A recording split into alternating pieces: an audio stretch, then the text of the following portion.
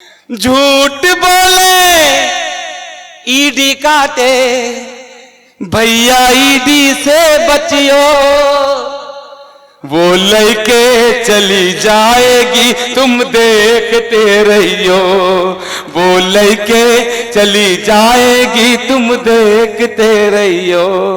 तो नेताजी बोले वो लइके चली जाएगी मैं कुएं में कूद जाऊंगा। ईडी बोली मैं रस्सी लेकर आऊंगा। ये बोले मैं पेड़ पे चढ़ जाऊंगा। ये बोले कि मैं आरी लेकर आऊंगा। तू आरी से कटवाएगा, तू आरी से कटवाएगा, मैं बीजेपी में मिल जाऊंगा।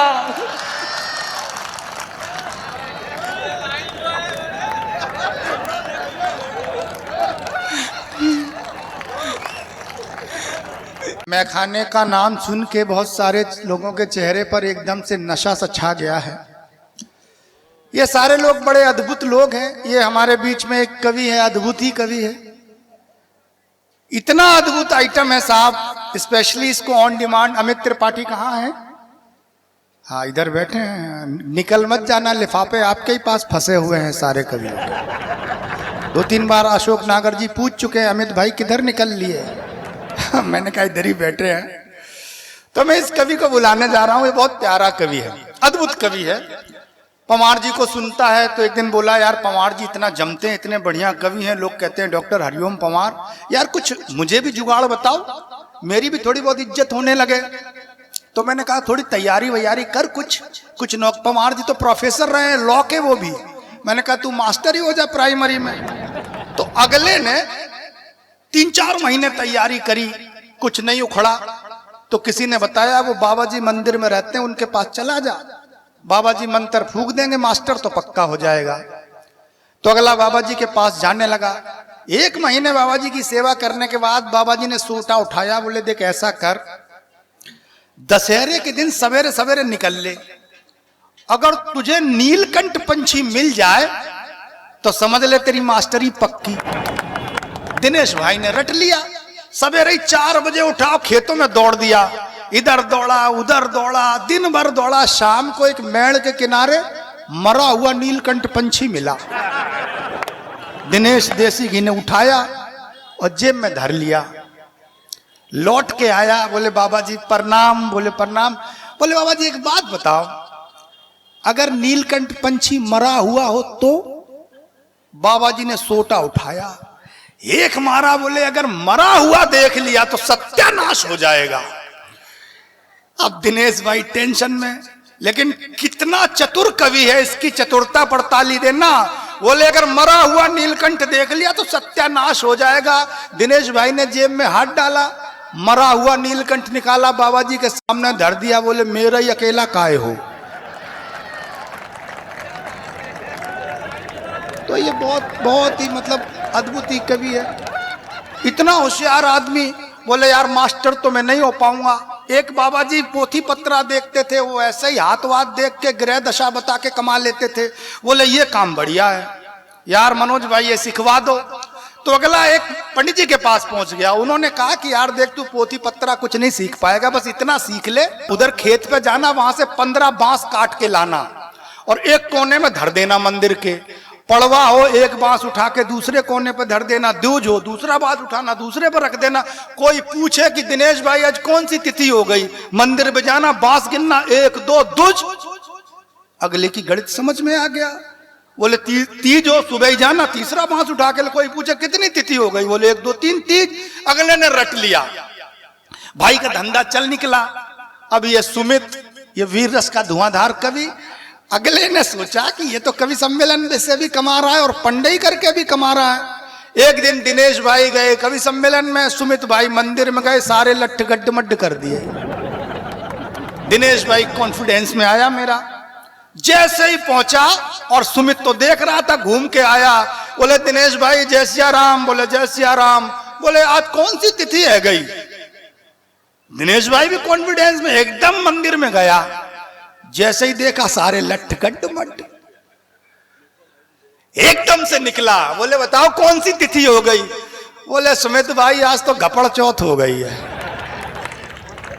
तो ये अद्भुत एक कवि है, बहुत आनंद आने वाला है आपको। बहुत जोरदार तालियां बजाकर दिनेश देशी जी को आमंत्रित करिए। बहुत बहुत। हाँ, और ये मेरे बारे में बता रहे थे, वास्तव में मैं स्कूल में पढ़ाता हूँ। हाँ सीएमओ साहब, स्कूल में पढ़ाता हूँ। एक लड़के से सवाल पूछ लिया, मन की क्या नाम है तेरा? कि रामलाल। मन की रामलाल बेटे बता, तेरे बाप को 5,000 रुपए 2 रुपए सैकड़े की दर से 6 महीने के लिए दूंगा तो तेरा बाप मुझे कितना रुपया देगा? लड़का खेल लेगा, मार साहब भरोसे मत रहना, 1 रुपया नहीं देगा। तो अमीर के बेवकूफ गणित वणित नहीं जानते। बोले मार साहब गणित वणित सब जानते, लेकिन आप हमारे बाप को नहीं पहचानते। तो स्थितियां ऐसी है, आप बहुत अच्छा सुन रहे हैं, मस्ती है, आनंद है। मैं आपके बीच आया हूं और मेरी अपेक्षा आपसे इतनी बढ़ जाती है कि कुछ नया ढंग हो। कमाल का साउंड है आपका, लाजवाब साउंड है आपका। कुछ नया ढंग हो, कुछ नई बात हो, जो हुआ ना कभी आज की रात हो। और अगर पंक्तियां आपके दिल को छू जाए तो एक हाथ भी कोताही मत बरतना कि जो हुआ ना कभी आज की रात हो। पाँव मेरे नहीं है तो क्या हो गया, दौड़ जाऊंगा अगर आपका साथ हो।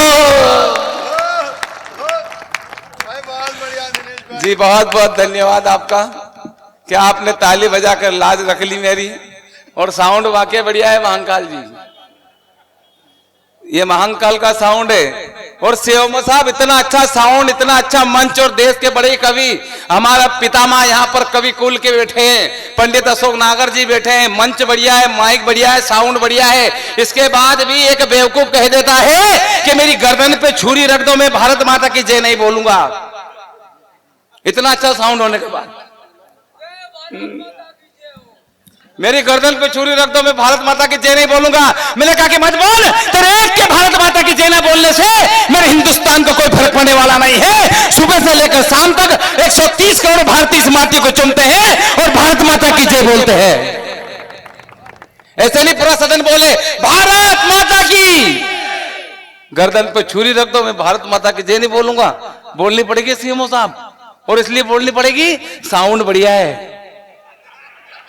नहीं, साउंड का खेल होता है धड़कन साहब, और जब साउंड बढ़िया हो जाता है तो सारी स्थिति ऐसी हो जाती है। अब तो चुनाव निपट गए अपने यहाँ पे। हाँ, आचार संहिता लगी हुई थी। आचार संहिता का मतलब क्या होता है? देश के बड़े कवि यहाँ पर बैठे हैं, नागर जी। आचार संहिता का मतलब क्या होता है? आचार संहिता का मतलब होता है सीएमओ साहब, आचार संहिता। और आचार संहिता लगती और होता सब कुछ है। हाँ, और भारत माता के यहाँ आचार संहिता का मतलब होता है आचार संहिता, और कुछ भी नहीं होता है। बाकी सब कुछ होता है। हाँ, वो बता रहे थे हमारे यादव साहब नेताओं की स्थिति। अभी देखा होगा आपने, झूठ बोले ईडी काटे। कौन कीड़ी, कौन बोला? कीड़ी थोड़ी ईडी दादा। झूठ बोले ईडी काटे, भैया ईडी से बचियो, वो लइके चली जाएगी तुम देखते रहियो, वो लइके चली जाएगी तुम देखते रहियो। तो नेताजी बोले वो लइके चली जाएगी मैं कुएं में कूद जाऊंगा। ईडी बोली मैं रस्सी लेकर आऊंगा। ये बोले मैं पेड़ पे चढ़ जाऊंगा। ये बोले कि मैं आरी लेकर आऊंगा। तू आरी से कटवाएगा, तू आरी से कटवाएगा, मैं बीजेपी में मिल जाऊंगा।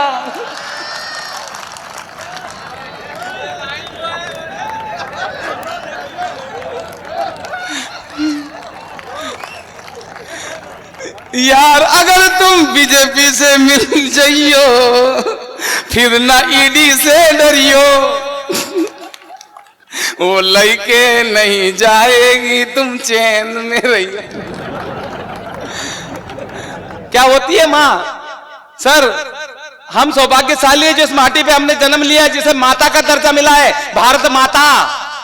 हमारे कवि मित्र कहते हैं कि आज तक किसी आपने देश का नाम सुना? चाइना अम्मी, पाकिस्तान मम्मी, उलुलुलुलुलुलु अम्मा। अरे दुनिया में एक देश ही ऐसा है जिसे माता का दर्जा मिला है सर, भारत माता। और क्या होती है माँ? क्या होती है माँ? माँ ममता है, पिता प्यार है। कविता की पंक्तियां सुनना मेरे दोस्तों। जब कविता के पितामह कविता के हिमालय इस मंच पर विराजित हो तो मेरा दायित्व होता है कि मैं दो पंक्तियां आपके बीच कविता की रखूं। क्या होती है माँ?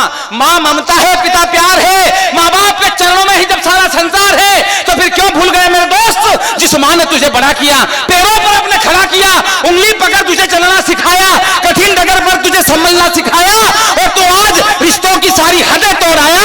तेरी सृष्टि पर रात भर जगी तेरे पगले, उसी माँ को तो आज वृद्धाश्रम में छोड़ आया, उसी माँ को तो आज वृद्धाश्रम में छोड़ आया।